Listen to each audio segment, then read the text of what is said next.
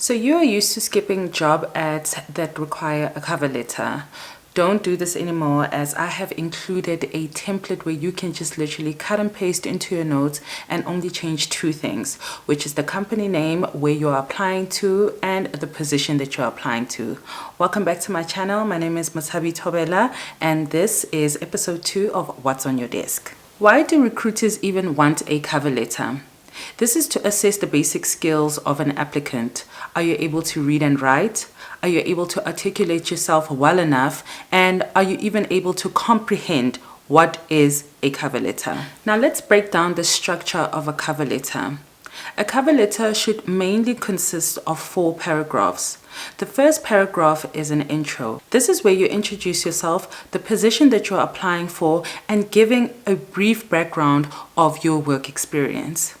So I'm going to share with you an example of a cover letter for, let's say, a fitter position. I'm going to be reading off of my phone, but I'll include it on the screen here. So let's start with the intro.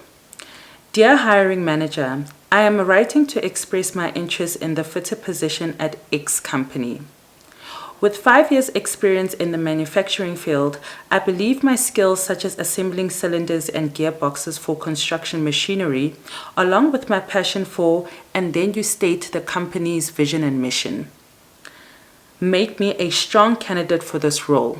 This shows that you, number one, know where you're applying to, because a lot of candidates seem to just throw their CV and you don't even know when did you apply for that job. So when you are including a cover letter that has an intro where you've included the company name and as well as mentioned a little bit of your experience, this shows that, number one, you've done your research and you know where you're applying to. So let's do paragraph number 2. In my previous role at, and then you mention the previous company you used to work for, I was responsible for, and then mention 1 or 2 responsibilities that you had in your previous job. Through this experience, I developed the expertise of, then mention some requirements or skills that the recruiter has mentioned in their job description, which I believe strongly aligns with what you are looking for.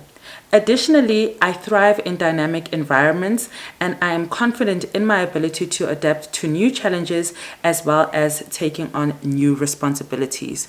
So essentially what you've done is you've taken your experiences or your responsibilities and you've tied it in to what the job recruiter is looking for.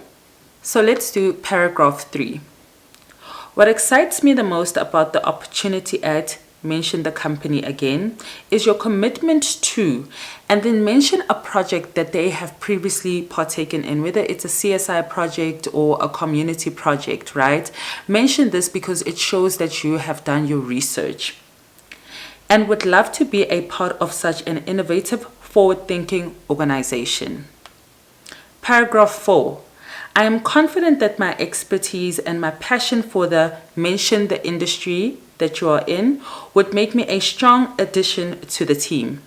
I look forward to the opportunity of discussing my work experience and knowledge of X industry with you. Thank you for considering my application. I hope to hear from you soon. Sincerely, and then you include your name and surname.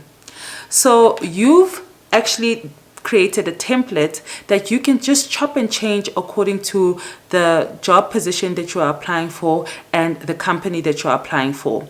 Obviously, here and there, you might have to add some details such as the projects that they have done. And if you can't find anything, you just remove that part. Constructing a well-written cover letter makes you stand out from the crowd. This shows the recruiter that, number one, you know what you are doing, you know what you are talking about, and you're serious about the job application. This can set you apart from other candidates but wafang to send a cover letter. I know I used to be like that.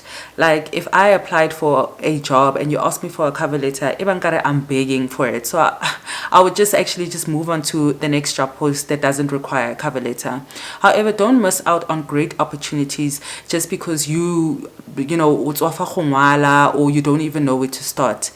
cut and paste from what I've given you and chop and change just here and there to suit the recruiter's job description. If you've watched this far, thank you so much, and please don't forget to like, share and subscribe to the channel. Thank you so much for 1K subscribers. We did it, guys.